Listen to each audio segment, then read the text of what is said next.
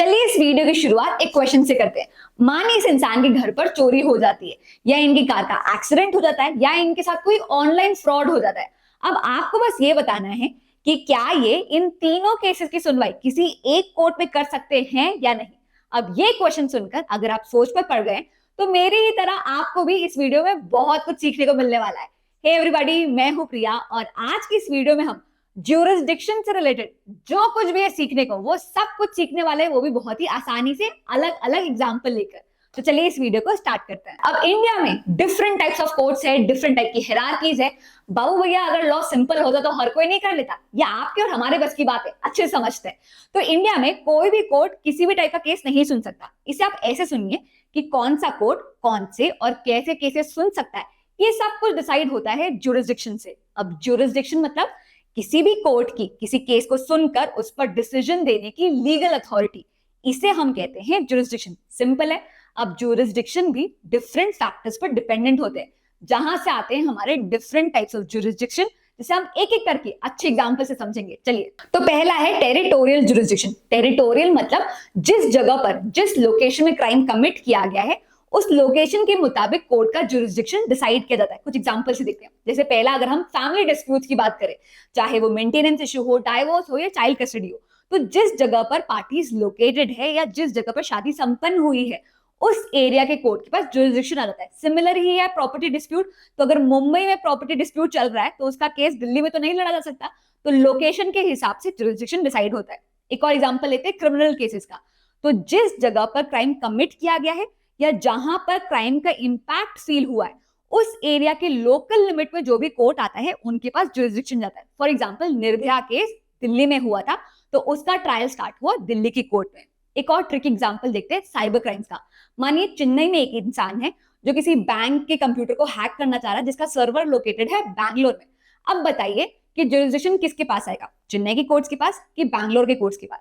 तो कोर्ट ना different approaches लेती है कि क्राइम कहां कमिट किया गया, उसका इंपैक्ट कहां फील हुआ, विक्टिम कहां लोकेटेड है। डिफरेंट चीजों को देखते हुए भी ज्यूरिसडिक्शन डिसाइड कर सकता है। पर इंपॉर्टेंट चीज आपको ध्यान रखनी है कि क्राइम कहां कमिट किया गया है, क्राइम कहां फील किया गया है, उस लोकेशन के मुताबिक, उस जगह के हिसाब से जब ज्यूरिसडिक्शन डिसाइड होता है तो उसे हम कहते हैं टेरिटोरियल ज्यूरिसडिक्शन। वैसे अगर आपको मेरे पढ़ाने का तरीका पसंद आ रहा है तो इसी तरीके के मेरे कुछ कोर्सेज भी है। जैसा मेरा फेवरेट कॉन्स्टिट्यूशन ऑफ इंडिया का कोर्स, या हमारा newly launch 3 new criminal law का कोर्स, जिसमें हमने इसी तरीके से इंपॉर्टेंट टॉपिक्स को सिंपली एग्जांपल्स के थ्रू एक्सप्लेन किया है, वीडियोस के थ्रू, इंपॉर्टेंट टेक्स्ट के थ्रू, इन्फोग्राफिक्स, असेसमेंट, एमसीक्यूज के थ्रू। इन दोनों ही कोर्सेज की लिंक आपको नीचे डिस्क्रिप्शन पर और यहां मिल जाएगी। Do check them out. चलिए वीडियो कंटिन्यू करते हैं। मूविंग ऑन, दूसरा है सब्जेक्ट मैटर ज्यूरिसडिक्शन।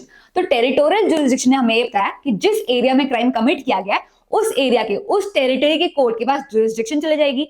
पर एक टेरिटरी में भी तो बहुत सारे कोर्ट्स होते हैं, तो कौन सा कोर्ट कौन सा केस सुन सकता है, ये कैसे डिसाइड किया जाता है? ये डिसाइड होता है सब्जेक्ट मैटर ज्यूरिसडिक्शन से। मतलब depending on the nature of the case, depending on the subject of the case, ये डिसाइड किया जाता है। चलिए कुछ एग्जांपल से समझते हैं। देखिए, इसमें भी ना अलग अलग टाइप्स होते हैं। इस चार्ट से समझेंगे तो आपको अच्छे से समझ में आएगा। जैसे अगर हम सिविल ज्यूरिसडिक्शन की बात करें तो सिविल कोर्ट्स डील करेंगे प्रॉपर्टी डिस्प्यूट्स, किसी ने अगर कोई कॉन्ट्रैक्ट तोड़ दिया तो लैंडलॉर्ड टेनेंट वाले इश्यूज, ये सारी चीजें। फिर क्रिमिनल ज्यूरिसडिक्शन की बात करें तो कोई भी क्रिमिनल केस हो, चाहे छोटा हो या बड़ा हो, वो कोर्ट ऑफ क्रिमिनल ज्यूरिसडिक्शन जैसे सेशंस कोर्ट हो गया, वो ही सुन सकते हैं। इसके बाद फैमिली कोर्ट ज्यूरिसडिक्शन, तो marriage, divorce, child custody etcetera related family disputes family court ही सुनती है। नेक्स्ट है एडमिनिस्ट्रेटिव ट्रिब्यूनल। अब अगर कोई केस है गवर्नमेंट एम्प्लॉइज का, उनकी पेंशन या फिर सर्विस रिलेटेड है, तो वो इंडिया के एडमिनिस्ट्रेटिव ट्रिब्यूनल सुनते हैं। इसमें इनकम टैक्स रिलेटेड भी डिस्प्यूट आते हैं, जो इनकम टैक्स अपीलेट ट्रिब्यूनल के पास जाते हैं। लॉन्ग स्टोरी शॉर्ट, एक सिविल कोर्ट एक क्रिमिनल केस नहीं सुन सकता, एक क्रिमिनल कोर्ट फैमिली डिस्प्यूट या लैंड डिस्प्यूट के केसेस नहीं सुन सकता।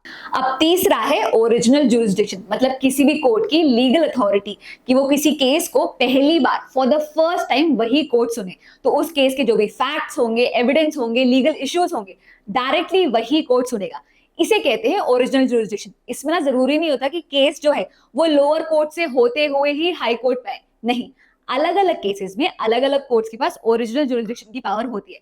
फॉर एग्जांपल, अगर हम सुप्रीम कोर्ट की ओरिजिनल ज्यूरिसडिक्शन की पावर देखें तो अगर किन्हीं दो स्टेट्स के बीच में डिस्प्यूट हो रहा हो, या government of India on the one side और कोई एक स्टेट या multiple states on the other side, in circumstances में जो भी डिस्प्यूट होते हैं वो केसेस सुनने की ओरिजिनल जुरिसडिक्शन होती है सुप्रीम कोर्ट के पास, मतलब ये केसेस डायरेक्टली सुप्रीम कोर्ट ही सुनेगा। फिर कॉन्स्टिट्यूशन की अगर इंटरप्रिटेशन की बात हो तो वो केस भी डायरेक्टली सुप्रीम कोर्ट जाएगा। प्रेसिडेंट वाइस प्रेसिडेंट की इलेक्शन को लेकर अगर कोई डिस्प्यूट हो तो वो केस भी डायरेक्टली सुप्रीम कोर्ट जाएगा। इसके अलावा फंडामेंटल राइट की वायलेशन के जो भी केसेस होते हैं उन केसेस को सुनने के भी आर्टिकल 32 के अंदर सुप्रीम कोर्ट के पास ओरिजिनल जुरिसडिक्शन की पावर होती है। ये किस टाइप के केसेस होते हैं?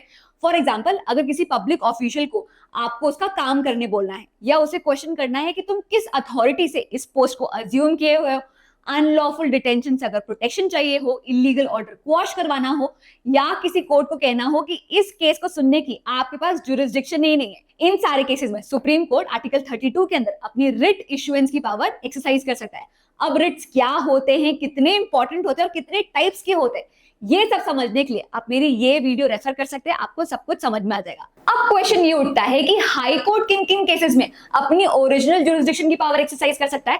तो सुप्रीम कोर्ट की तरह ही हाई कोर्ट भी आर्टिकल 226 के अंदर फंडामेंटल राइट की वायलेशन के केसेस में अपनी रिट इशुएंस की पावर एक्सरसाइज कर सकता है।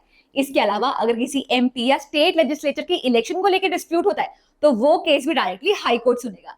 तो ये होता है ओरिजिनल जुरिसडिक्शन, जिसमें कोर्ट अपनी लीगल अथॉरिटी एक्सरसाइज करता है किसी केस को पहली बार सुनने की। नेक्स्ट है अपीलेट जुरिसडिक्शन। ये बहुत सिंपल है, तो पहले हम अपील वर्ड का मतलब समझेंगे। तो अपील मतलब कोई भी जजमेंट, चाहे वो किसी भी कोर्ट का हो, उससे बड़े कोर्ट में उसे चैलेंज करना। क्यों? उस जजमेंट को रिव्यू करवाने के लिए या उसे चेंज करवाने के लिए। फॉर एग्जाम्पल, किसी मर्डर के केस में अगर सेशंस कोर्ट ने कोई जजमेंट दिया है तो उसे आप हाई कोर्ट पे चैलेंज कर सकते हैं, अपील कर सकते हैं। अब किन किन केसेस में अपीलेट जुरिसडिक्शन एक्सरसाइज की जा सकती है? किसी भी कोर्ट के जजमेंट को रिव्यू करवाने के लिए, उसे चैलेंज करवाने के लिए, अगर कोई क्वेश्चन ऑफ लॉ हो, एरर ऑफ लॉ हो, या अनफेयर ट्रेड प्रैक्टिस अगर आइडेंटिफाई होती है, तो इन सारे केसेस में अपीलेट जुरिसडिक्शन एक्सरसाइज की जा सकती है। चलिए, राजीव गांधी असैसिनेशन केस से हम अपीलेट जुरिसडिक्शन को और अच्छे से समझते हैं। तो राजीव गांधी असैसिनेशन केस सबसे पहले टाडा कोर्ट गया, जिसमें 26 लोगों को डेथ सेंटेंस सुनाई गई। फिर बहुत सारे कन्विक्ट्स ने अपील की हायर कोर्ट में। ये केस 1998 से लेकर 2022 तक बहुत सारे कोर्ट्स के पास गया। फिर 2014 में सुप्रीम कोर्ट ने इस केस में कुछ कन्विक्ट्स की डेथ सेंटेंस को लाइफ इम्प्रिजनमेंट में बदला, और फाइनली 2022 में उन कन्विक्ट्स को प्रीमैच्योरली रिलीज किया अपनी एक्स्ट्रा ऑर्डिनरी पावर्स यूज करते हुए। ऐसे ही और भी केसेस से पता चलता है कि सुप्रीम कोर्ट के पास एविडेंस को रीइवैल्यूएट करने की पावर है। अब मानते हैं कि आपका केस अपील हो के सुप्रीम कोर्ट पहुंच गया। अब सुप्रीम कोर्ट के डिसीजन से अगर आप सैटिस्फाइड नहीं है तो फिर आप अपील कहां करेंगे? तो यहाँ पर भी आपके पास दो ऑप्शन है। एक है रिव्यू पिटिशन। अगर आप जजमेंट से सैटिस्फाइड नहीं है तो आप रिव्यू पिटिशन के लिए अप्लाई कर सकते हैं। अगर वो भी डिसमिस हो जाती है या अभी भी आपको कोई ग्रॉस इनजस्टिस होता दिख रहा है तो आप क्यूरेटिव पिटिशन के लिए भी अप्लाई कर सकते हैं, जो कि बहुत रेयर है इंडिया में, पर ये दो ऑप्शंस फिर भी आपके पास अवेलेबल है। तो ये है अपीलेट जुरिसडिक्शन। था ना बहुत सिंपल? इसके बाद है पेक्यूनियरी जुरिसडिक्शन, मतलब depending on the monetary value of the case. Case में डिस्प्यूटेड अमाउंट कितने का है उसे देखते हुए डिसाइड किया जाता है कि कौन सा कोर्ट डिसीजन दे सकता है। जितना ज्यादा अमाउंट उतना बड़ा कोर्ट लगेगा डिसीजन देने के लिए।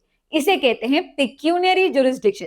ये बस ध्यान रखिए कि इंडिया में हर स्टेट के अपने खुद के रूल्स होते हैं कि कौन सा कोर्ट कितने अमाउंट तक के केसेस देख सकता है। जैसे कुछ डिस्ट्रिक्ट कोर्ट 10 लाख तक के केसेस देख सकते हैं, तो कुछ स्टेट में डिस्ट्रिक्ट कोर्ट 50 लाख तक के केसेस देख सकते हैं। चलिए देखते हैं। जैसे अगर कोई डिस्प्यूट आता है किसी शॉप के अनपेड रेंट्स रिलेटेड या माइनर प्रॉपर्टी डैमेज से रिलेटेड, जहां पर क्लेम छोटे अमाउंट का, एकदम कम अमाउंट का है, तो वो स्मॉल कॉजेस कोर्ट देखेगा। वहीं अगर कोई कॉन्ट्रैक्ट डिस्प्यूट में एक पार्टी 10 लाख रुपए क्लेम करती है ब्रीच ऑफ अग्रीमेंट के लिए, तो ये तो कोई छोटा अमाउंट है नहीं, इसलिए ये डिस्ट्रिक्ट कोर्ट में जाएगा। वहीं अगर कोई लार्ज स्केल प्रॉपर्टी डिस्प्यूट हो गया है तो उसे हाई कोर्ट देखेगा। वहीं सुप्रीम कोर्ट के पास जो पेक्यूनियरी जुरिसडिक्शन है उसमें कोई लिमिट नहीं है। कोई भी वैल्यू का केस, चाहे वो कॉन्स्टिट्यूशनल हो, एसएलपी हो, सुप्रीम कोर्ट सब सुन सकता है। इसके बाद है एडवाइजरी जुरिसडिक्शन। तो इसमें ना सुप्रीम कोर्ट कोई डिस्प्यूट नहीं रिजॉल्व करता, बल्कि प्रेसिडेंट ऑफ इंडिया के कहने पर किसी मैटर पर लीगल ओपिनियन, गाइडेंस या एडवाइस प्रोवाइड करता है। तो ये किस टाइप के क्वेश्चंस हो सकते हैं? कोई लीगल मैटर हो सकता है, जैसे कॉन्स्टिट्यूशन की इंटरप्रिटेशन से रिलेटेड, या पब्लिक इंपॉर्टेंस का मैटर हो सकता है, नेशनल पॉलिसी, गवर्नेंस या इकोनॉमी से रिलेटेड। अब सुप्रीम कोर्ट जो एडवाइस देती है इसकी क्या वैल्यू होती है? तो इसका काफी वेटेज तो होता है, पर प्रेसिडेंट चाहे तो इस एडवाइस पर एक्ट कर सकते हैं या इसे रिजेक्ट भी कर सकते हैं। ये जो एडवाइस होती है बाइंडिंग नहीं होती है। तो ये था आज का वीडियो टाइप्स ऑफ जुरिसडिक्शन के ऊपर। मैं उम्मीद करती हूँ कि आज की इस वीडियो से आपको कुछ इंपॉर्टेंट सीखने को मिला हो। अगर हाँ तो इस वीडियो को लाइक जरूर करें, और अगर आपको मेरे पढ़ाने का तरीका पसंद आया तो मेरे कुछ कोर्सेज भी हैं, जैसे कॉन्स्टिट्यूशन ऑफ इंडिया के ऊपर और मेरे 3 न्यू क्रिमिनल लॉज का कोर्स। ये दोनों ही कोर्सेज को मैंने इसी स्टाइल से बनाया है, जहां पर हमने लीगल टॉपिक्स को बहुत ही सिंपली, आसान भाषा में पर इंटरेस्टिंग एग्जाम्पल्स के साथ एक्सप्लेन किया है। इन दोनों ही कोर्सेज की लिंक आपको नीचे डिस्क्रिप्शन पर मिल जाएगी। That's it for now. See you in the next class. Bye bye.